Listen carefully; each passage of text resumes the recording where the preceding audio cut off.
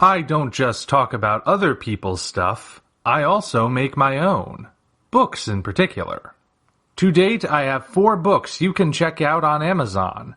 Operation Red Dragon: The Daikaiju Wars Part 1, Occult Mafia, Emerald of Maddox City, and the short story collection Assorted Absurdities, Tales of Kaiju Punk and Other Genres. Hop on down to the description for Amazon links to all 4 books.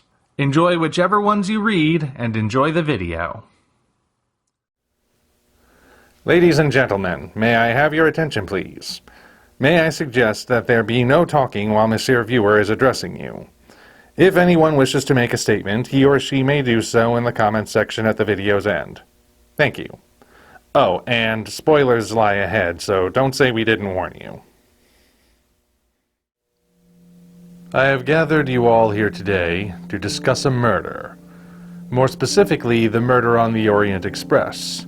Even more specifically than that, the original 1974 adaptation starring Albert Finney and the 2017 remake starring and directed by Kenneth Branagh. What we see in these 2 films is a rare case where the original and the remake stand on nearly equal footing. Both works excel in translating Agatha Christie's seminal mystery to the silver screen. Although they tell the same story between them with the same conclusion, they differ in several aspects, the most significant of which is our subject for today. That difference is the portrayal of the central character, Belgian detective Hercule Poirot. Now, for all intents and purposes, Poirot begins both adaptations in the same place. He is old and weary from a life of solving crimes, and by chance winds up on a train where murder and intrigue run rampant. May as well spoil the whole thing now because we must know the outcome before going forward. While on the train, Poirot is approached by Samuel Ratchet, a less than reputable businessman who offers to pay the detective to be his bodyguard as he suspects his life is in danger. Knowing Ratchet's reputation, Poirot refuses, and that night, Ratchet is indeed murdered. Poirot is commissioned to figure out what happened since there's clearly a killer on the train and everyone is at risk. As Poirot investigates, he discovers that Ratchet was really Lanfranco Cassetti, a criminal implicated in, but never convicted for, the kidnapping and murder of 3-year-old Daisy Armstrong. This is, of course, inspired by the real-life kidnapping and murder of the Lindbergh baby, a case that still remains unresolved to this day. It seems clear that whoever killed Cassetti was motivated by this horrid crime, and the clues support this idea. But who on the train had any connection to the tragedy? As it turns out, all of them did it. Everyone in the car had a connection to Daisy Armstrong and had been conspiring for years to avenge the child by dispensing that justice which the courts had failed to do. Both films follow this plot precisely, but there is a divergence in what they each choose to focus on. So, let's start at the beginning, shall we?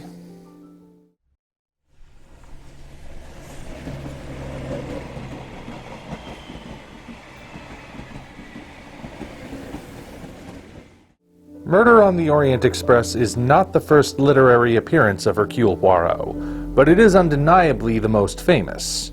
Ergo, when it came time for the Belgian to make his cinematic debut, it's no surprise that it was the top of the list for adaptations. For many people, this was their introduction to the quirky little man with the extravagant mustache. As introductions go, though, this one is unconventional to say the least. From the moment we first lay eyes on him, Poirot is difficult to get a read on. He doesn't really seem like a detective, not even a retired one as he is meant to be. Instead, he comes across as aloof, a bit high maintenance, and maybe even a little bit goofy.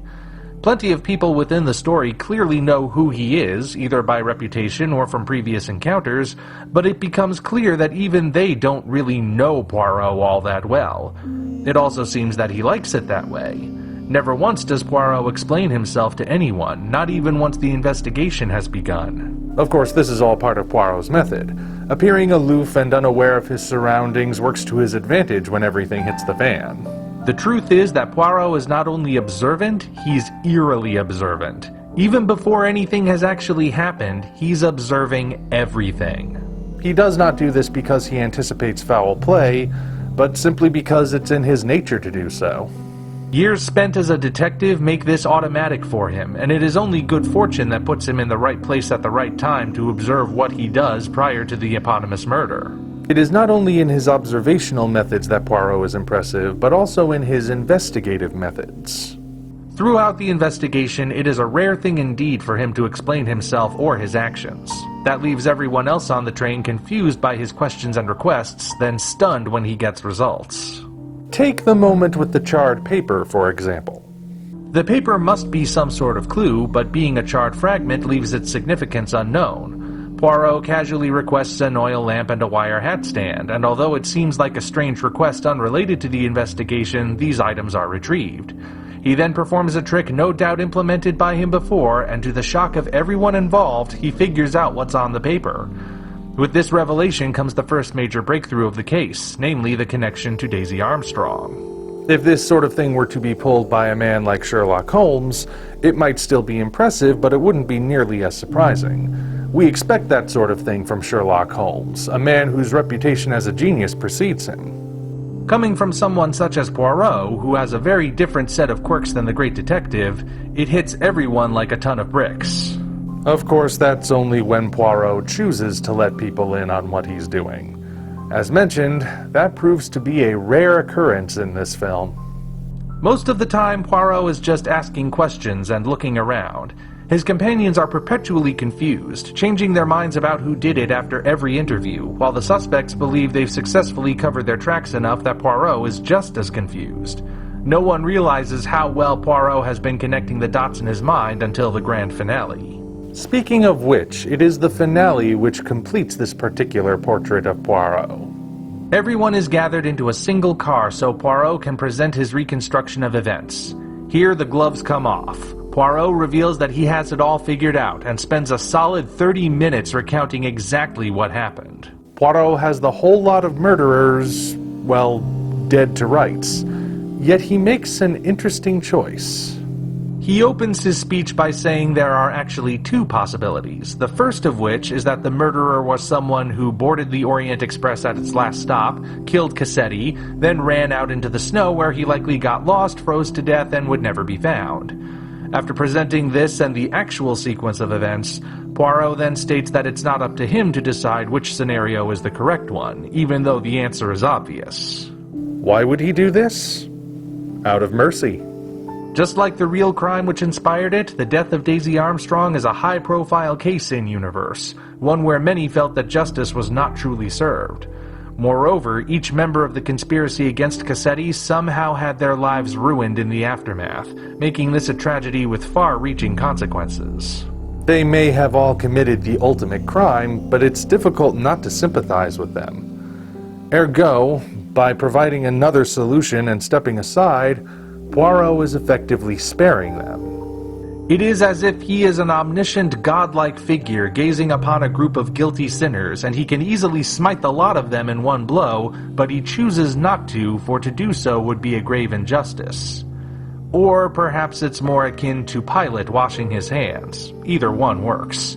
He has some doubts about whether or not he did the right thing, but he also clearly has the power in this scenario. Following the detective's lead, the train officials declare that it must have been a mysterious third party who vanished in the snowy landscape, and so the case draws to a close. So the film ends having served as a sort of revenge story based on a real-life tragedy, but also having provided us with a perfect portrait of Hercule Poirot, the legend.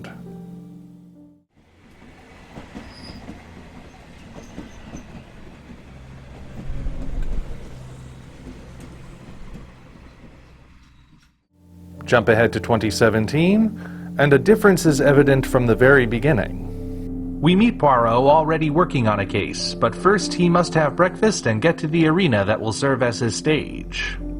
Here we immediately learn something personal about the detective. He appears to have a mild form of obsessive-compulsive disorder, OCD for short.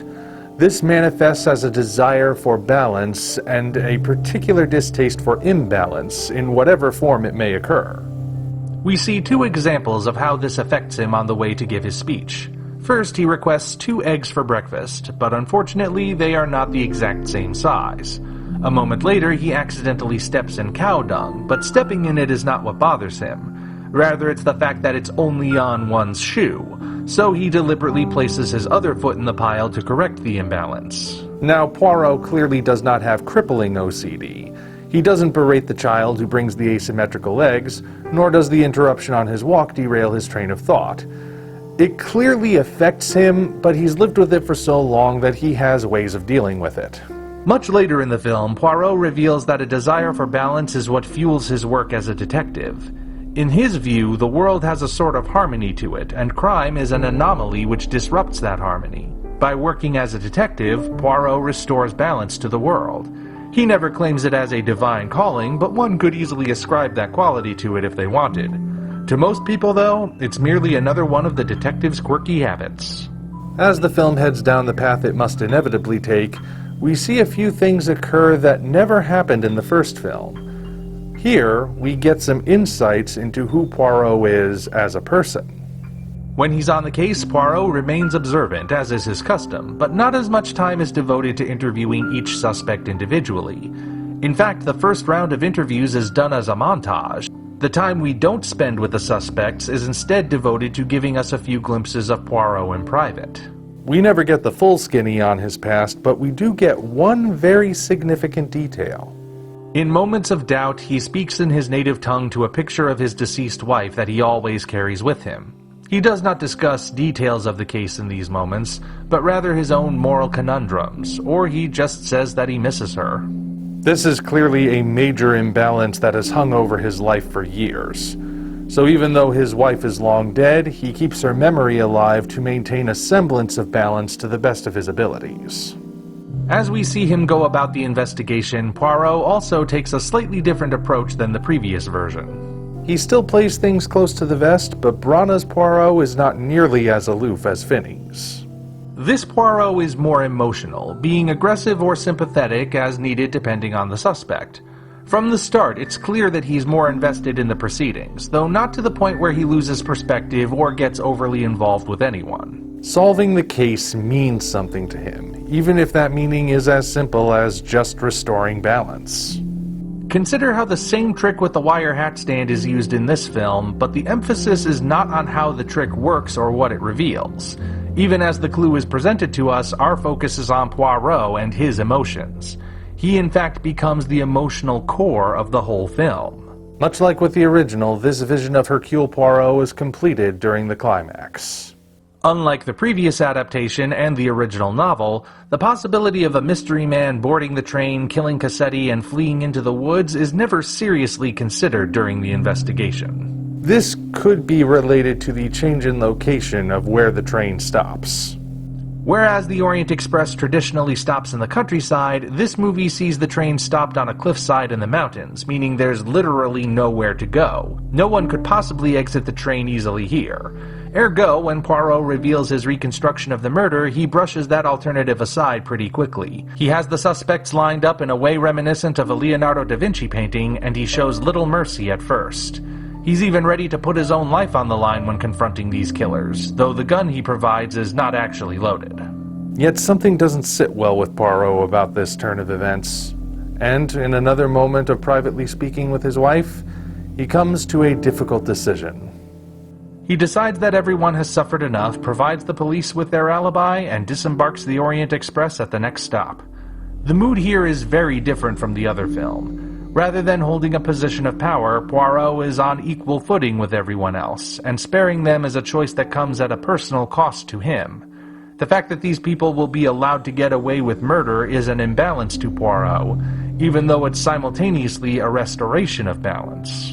Poirot recognizes that and decides that he'll just have to live with it.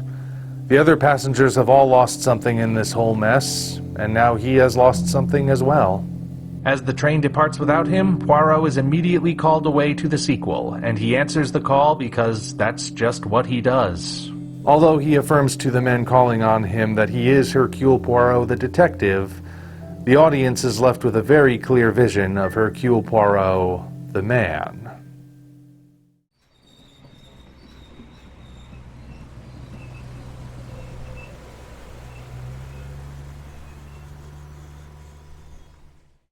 It's worth noting that neither film paints a full picture of Hercule Poirot, and that much is true to the original books.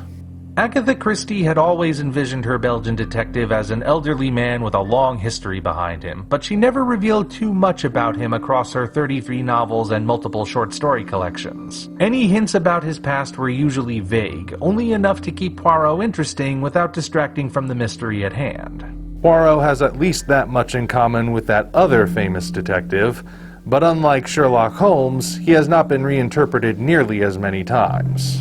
Holmes has appeared as a proper British gentleman, a high-functioning autist, a crafty action hero, a bumbling idiot with good luck, and even a cartoon mouse.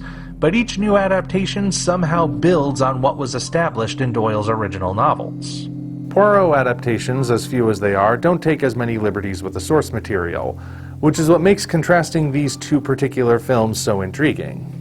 The 1974 original was about as straight of a translation from page to screen as you could get, while the 2017 remake decided to add some extra spice and see if they could expand on things. It didn't expand so much that it completely changed everything, and those expansions weren't made with the idea that it would quote-unquote fix the material, but it provided just enough to enhance what was already there. Both of these films are excellent in my humble opinion, but if you were to ask me which one I think is better, I'd say that's the wrong question. The two are different, yes, and they both have different legacies behind them, but when all is said and done, they both do Christie's work justice. In taking two different approaches, both films give us a complete picture of Hercule Poirot, the detective. Until such time as we meet again, this is the Omni Viewer signing off.